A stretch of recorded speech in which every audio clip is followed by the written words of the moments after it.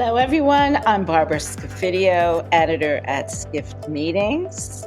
I'm very excited today to be interviewing my two colleagues, Miguel Neves and Andrea Doyle, about our upcoming Skift Meetings Forum. Before we get started, just a tiny bit of housekeeping. Don't forget to follow or subscribe to this podcast whenever you're listening or watching. And if you're enjoying the show, please rate us 5 stars or leave us a positive review so we can spread the word. And if you have a moment, why not share this with a friend or a colleague? Enough of that. I'm excited to start with you, Miguel. And why don't you tell us exactly what is the Skift Meetings Forum?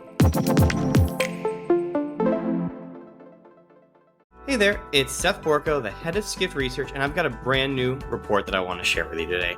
It's called our State of Travel 2024 report. It's perhaps the single most comprehensive report we do every year, and the best part, it's free to download right now. We have 350 plus insights in this report with pretty much a chart for basically any sector. Do you need a chart on hotels? We've got that. A chart on airlines? We've got it. A chart on consumer behavior? Guess what? We've got that too.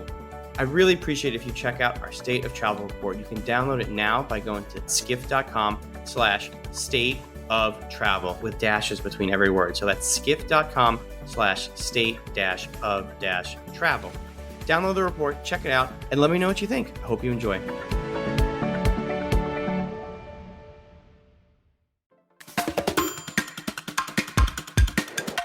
Thank you, Barbara. So Skift Meetings Forum is an event that we created. It is, I would say, the kind of little brother or little sister of Skift Global Forum.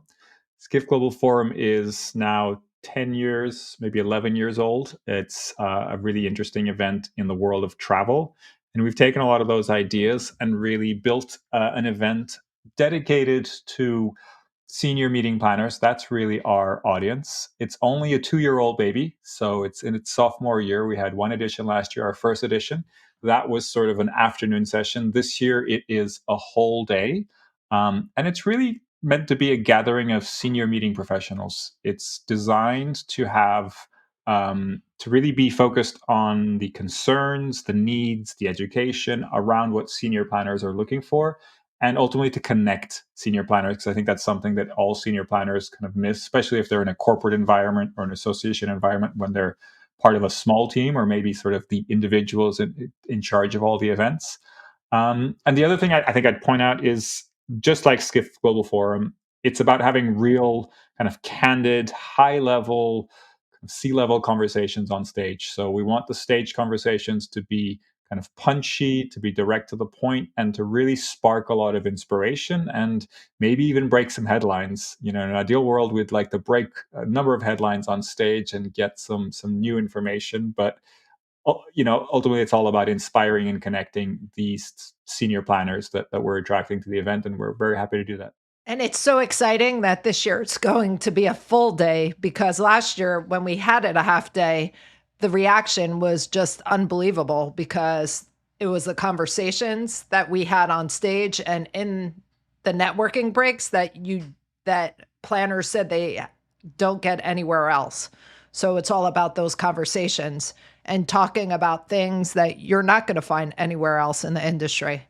I remember last year I moderated a session all about travel bans, and we got really deep into it. Cassandra from Visit Orlando was on the stage, and she talked about, the impact all these travel advisories were having on Orlando, and she hadn't talked about it that candidly anywhere else. Yeah, that's exactly the kind of thing that we're going for. I think that's a really good way to put it, and that kind of real editorial angle to it is very important for us. We've also got an amazing caliber of speakers at this year's event, from Seth Godin to Monique Ruff-Bell, and all the industry heavyweights on stage in one setting. And that's just not typically what you find at other industry conferences. So very excited about that. I'd like to hear how you decide on these speakers and topics. So I could jump in here. So at the beginning of the year, I covered the story about tourism diversity matters and the shakeup there after there was allegations of workplace bullying. There was one of their consultants was Dr. Brandy Baldwin, and she wrote an open letter about what was going on. And then additional women came forward and said they were experiencing the same thing. That led to the firing of the executive director, and the CEO of Tourism Diversity Matters stepped down. So if an organization focused on DEI in the industry can't get it right, who can? So we have a session all about diversity, equity, and inclusion. It's such an important subject, especially now as it's become such a hot topic in the presidential election in the United States. And we have Dr. Brandy Baldwin, who will be on stage along with B. Bocalandro, another DEI expert, talking about this important subject. And in prep calls with the two, they feel as if, and they're going to talk about this on the stage, does having a specific DEI department really do any good?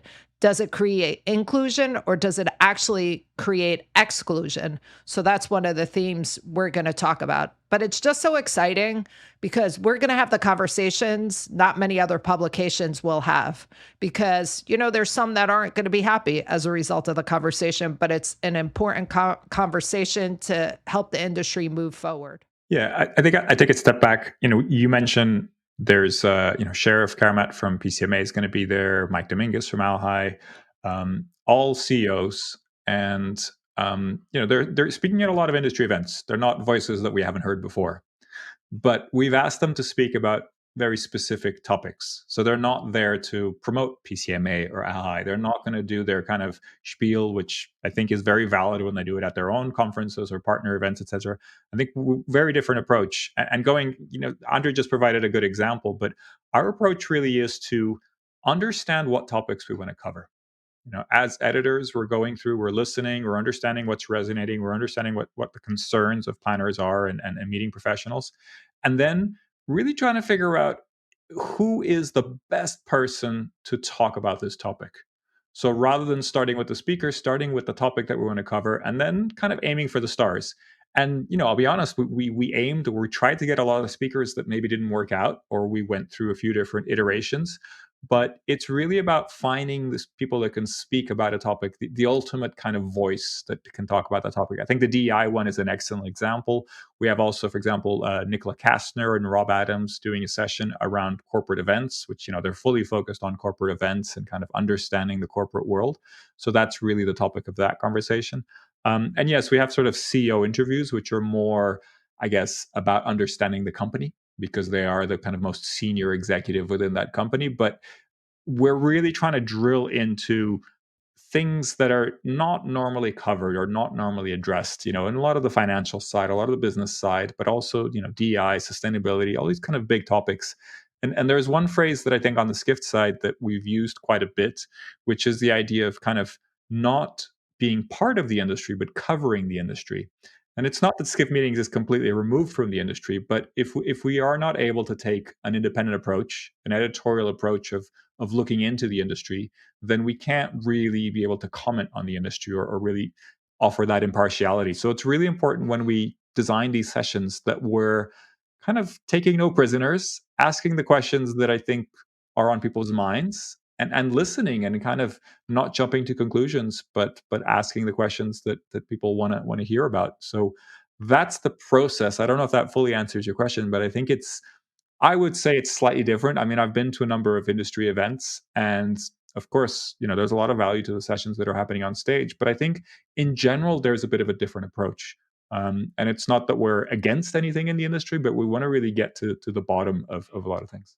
And what I think the event does is amplifies the stories we write every day. Right. I'm sure you probably all year long are thinking when a story comes out, got to keep this in mind for the forum. This is perfect for the forum. And so, we've really been doing the homework on the content all year long. Big point I see, a big differential I see is it is such a strategic look at the business of meetings versus a logistical approach to content, or basically focusing on content that is more logistical. And meeting professionals are just craving that kind of speaker. So that's pretty exciting.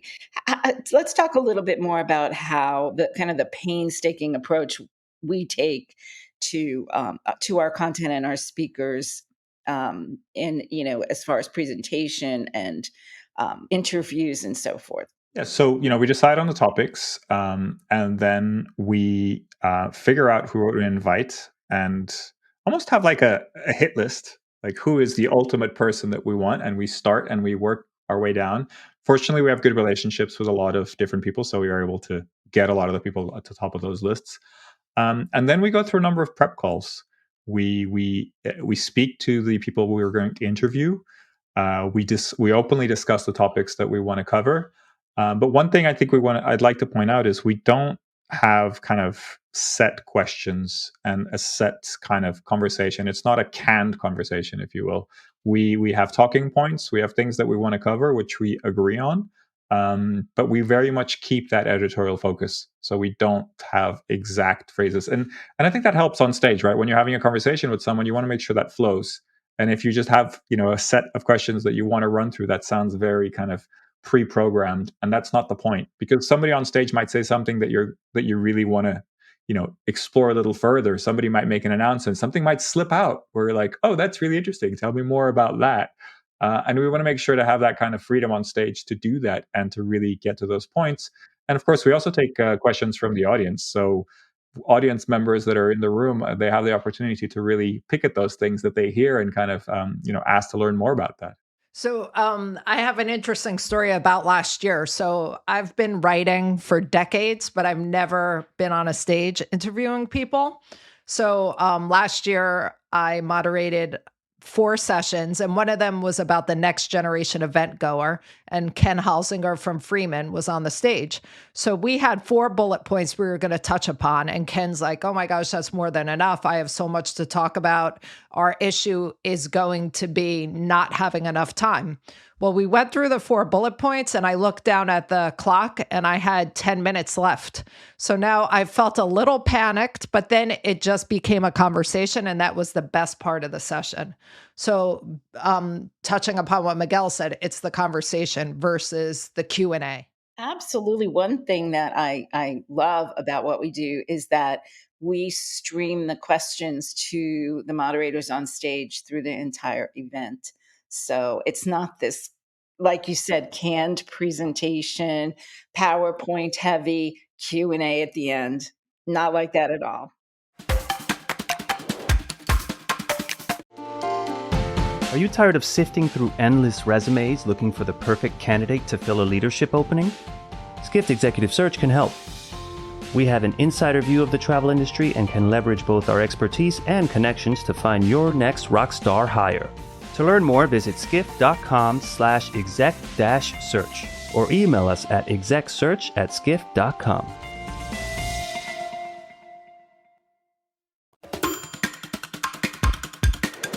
And this is a perfect time to say we want to hear from the audience. So if there are any questions you would like answered, please shoot us an email, send us a message on LinkedIn, because we want this to be important and helpful to you. Right.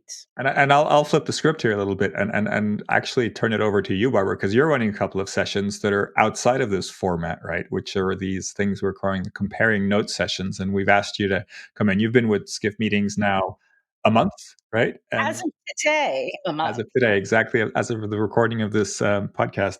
Exactly. So in a month later, we're asking you to really compare notes or help senior planners compare notes. And I'd love for you to explain what that is and how you're seeing it work out. Well, I do feel it's important, and the way it's been programmed is that you've got these, you created half-hour slots in between the speakers, and we're going to have people discuss a single question. They're going to get to know each other a little better during that time.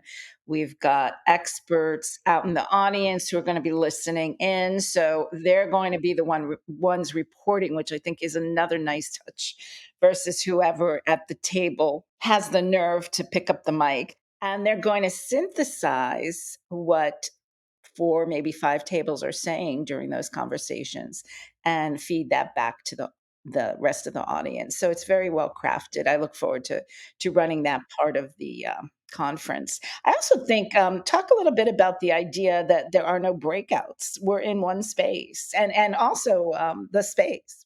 Sure. I just wanted to mention that the name Comparing Notes came from another podcast episode, which was with Dan Maxey, the chief events officer of Time magazine, and he mentioned that that was something that was missing from events. So we actually named that session from there. So if you go back to that podcast episode, you'll listen to kind of the thought behind that. But yeah, I think we covered this on the previous episode where we interviewed Brian Quinn. So also have a listen to that if you're interested. But this follows the format of Skift Global Forum. Yeah, there's one stage. There's one good-looking stage, I have to add. This is a little bit like TED, where there's a place where you can record video and the people look good on stage, rather than dark breakout rooms and kind of hotel rooms, etc. Nothing wrong with that, but I think if you're investing a lot in the stage looking good, I think it has a very different feel. And then I think it's about having everybody have a joint experience, right? When everybody's having breakouts, that's super valuable, but then you miss that thread, you miss that continuation of thought between all the different speakers and all the different sessions. And I think as long as it remains engaging, the sessions are pretty short and the topics are all connected. So when you have the experience of Skift Meetings Forum, everybody kind of hears the same topics, unless you leave the room to take a call, which is unfortunate, but that happens sometimes. But it's about keeping those conversations going and kind of feeding off each other. Because also one thing that Andrea and I try to do is connect the dots between the sessions. If you say, hey, this morning we heard from Seth Godin, he mentioned this idea of marketing events in this way, and is this something that you're going to be able to do in your corporate events, for example? I think that makes a lot of sense, because then you're taking something that you've heard earlier in the day live and kind of continuing that conversation. And I think that just makes it for a better event, right? Because it's, instead of having sort of 10 sessions that come together, it's more 10 sessions that are connected together into something bigger. And this setting is so inspirational. We were at the Glasshouse 2 years ago, and it's truly that, a glass house. So there's so much natural light. There's beautiful views of the Hudson River. There's a big outdoor deck area. So I'm really excited to be back at the Glasshouse. Although the Javits Center last year, we were in the new part that's all focused on sustainability. That was great as well. Yeah, the setting is really important. And to be in New York City, you can't beat that. So let's wrap it up with a little bit. Maybe it might sound like a vague question, but what does success look like to you, Miguel? Once you've put this on, what would make you think, wow, that was a terrific, successful conference? Look, I think there's a lot of things, but I'm very much a kind of feeler in this respect. I think if the energy in the room at the end of the day is good, if people are looking at the stage, not looking at their phones, if they're asking questions, if there's conversations going in the hallway afterwards that are hard to stop, I think that for me is a win, right? That means that those 250 people that are in the room are engaged, they're interested, they got a lot out of the event, and they want to continue those conversations and they want to, talk about the event. And I think that is how you grow, right? Because we'd love to grow this to, 500 to 1,000. I don't know how far we can go, but having that high energy in the room, if we can keep that for the whole day and having those high level conversations be of interest and be relevant and be interesting to people, then for me that's the biggest win. And I think that's the kind of thing that will get reflected then in the survey scores, in the sponsorship opportunities, in the financial side, etc. And then last year, there were so many conversations and different ways of looking at things that we continued the conversation long after the event, because it really did help you think outside the box, and it gave us ideas of stories that we should cover after the event was over. What a great look at the Skift Meetings Forum. I look forward to next week and attending my first, and I encourage everyone to go online and take a look at our Skift Meetings Forum. Thank you, And Barbara. we'll be writing about it all the days afterwards. So eventually we won't be able to stop talking about it. But look, our goal is to have some great content on stage, and that content has many ways of being told. So I expect there to be articles, maybe even future podcast episodes. I think we're gonna be talking about what we're going to be talking about on stage for a long time. And that's our job, right? I want everybody to be able to find their way into tough topics. I know that some planners will look at the topics like geopolitics, which is one of our first sessions, as something that, isn't really for them. And I want to make sure that we can translate that and put that in a way that where people will find it interesting and will find, takeaways from those kind of sessions all throughout the event. So thank you for having this conversation. Hopefully this is interesting for everybody listening. And what makes me so excited is we have the conversations and write the stories that are controversial, that you're not going to find them anywhere else. And that's what makes it so special. And that's what gets me so inspired. Well, it's the same here. I like to use the phrase, the stories the industry wants to hear. So I look forward to next week. Thank you both for being here. And again, looking forward to our Skift Meetings Forum. Thank you all. See you in New York City. See you there.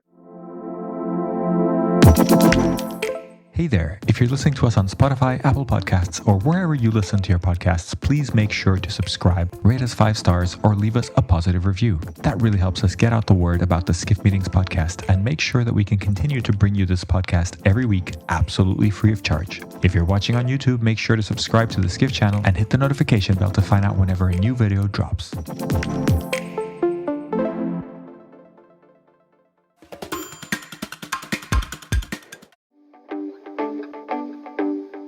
With more than 50 articles per week, exclusive feature stories twice a month, live events, podcasts, reports, and more, Skift is the source for global travel industry news. See what we've been up to at skift.com and stay ahead with the latest insights and trends shaping the future of travel.